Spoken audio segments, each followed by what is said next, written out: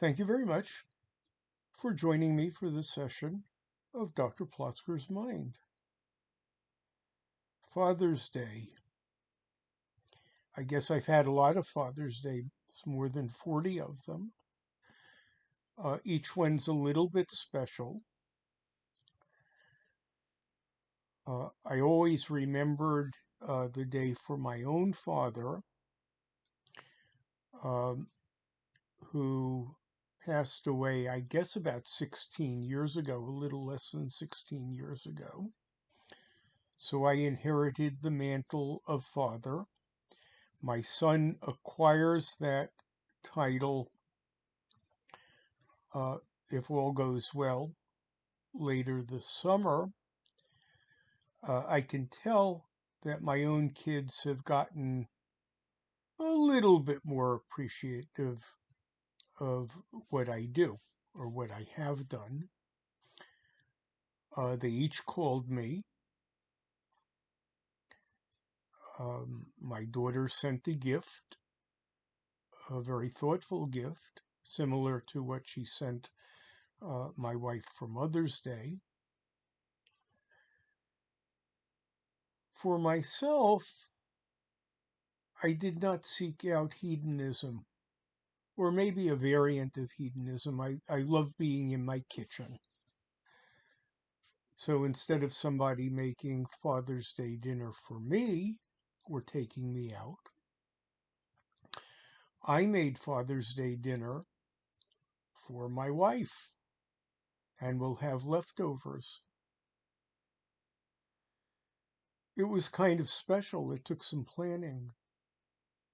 The centerpiece was a corned beef. Periodically, I make my own corned beef, uh, particularly when I see kosher brisket on sale. A number of years ago, I acquired some curing salt. The website of the curing salt manufacturer has a recipe of other spices that can be added to cure the brisket and make it into a deli style corned beef. This came out particularly well. Takes about 6 days to make it, since it has to marinate in the refrigerator during that time and be inverted twice daily while it's marinating. But it came out especially well, just the right amount of fat. As much as I like the corned beef sandwiches, I still have to get bread for it. Uh, ShopRite rye bread has gotten a bit expensive, so I rarely get that. The best alternative is Trader Joe's pumpernickel bread, which has to be bought that day. So it was my only errand for Father's Day. I make it into a full dinner. There's always a starter. This time I vacillated between two starters. I made chicken soup, real chicken soup with real chicken and vegetables for Passover. Ate most of it, froze uh, a bit in quart bags for separate servings. I thawed the last of the quart bags, boiled some pastina, added it to the broth, and we had real chicken soup. Corned beef is Ashkenazic or Eastern Europe in its popularity. I try to expand beyond that. So I looked around for other appetizers and found a version attributable to, I think, the Indian subcontinent of corn fritters. Instead of being made with flour, it's made with cornstarch and thawed kernel corn and a very um, Indian collection of spices uh, that require a little bit of preparation. They include shallots and chili pepper, some ginger. It gets sauteed and then pureed and added with some scallions to the batter, which is then deep fried, or in this case, pan fried. It came out just right. Uh, I almost always make a salad. This time I used commercial greens from a package, but made the dressing. My wife once got me an autographed cookbook, autographed by the author. I don't remember for what occasion. It doesn't have that many recipes that I use, but one that I really like is an Asian dressing. It's made with sesame oil, soy sauce, rice vinegar, things that one would expect uh, to be created in Japan. Uh, Mix it, pour it over the greens, has some ginger in it also. Pour it over the greens, and it goes with everything. As the side dish, um, I found a vegetable medley, which really ended up being mostly oven fried potatoes. Uh, Again, it had a variety of spices mixed with the oil and then mixed with the potatoes uh, and vegetables.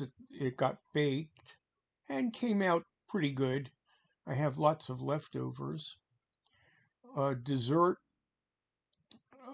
gets my attention also. It has to be parva, which limits the options. I have a preference to cakes, but I have made in the past poached pears. Um, the cakes that come out, well, parva traditional cakes would be honey cake and Polish apple cake. Uh, I made the apple cake this time using a recipe that did not require that many apples. There are two genres to this. One genre is to chop the apples, mix it with the batter, and bake it. The other form of apple cake is to make the batter and the apples separately and then layer them. That's what I did this time. I prefer that. Other good parva desserts, nut cake, which I make for Passover and some other occasions, and baklava. I do have phyllo, but I think I'm going to use the phyllo for something else. Uh, Maybe bastillo or chicken pie at some other time. Maybe for a dairy meal, gelato barreco, which is wonderful, but a little bit intricate to make. So I saved the phyllo, which has gotten rather expensive, though I'll get some more if it ever goes on sale again. I've made apple strudel, but that requires parva puff pastry, which I don't have. Um, it does come out well. So, parva desserts are not that hard to make, but there is just a limited repertoire. And we always have wine. This time I found an Argentinian wine, a Malbec, their premier grape. It was quite good.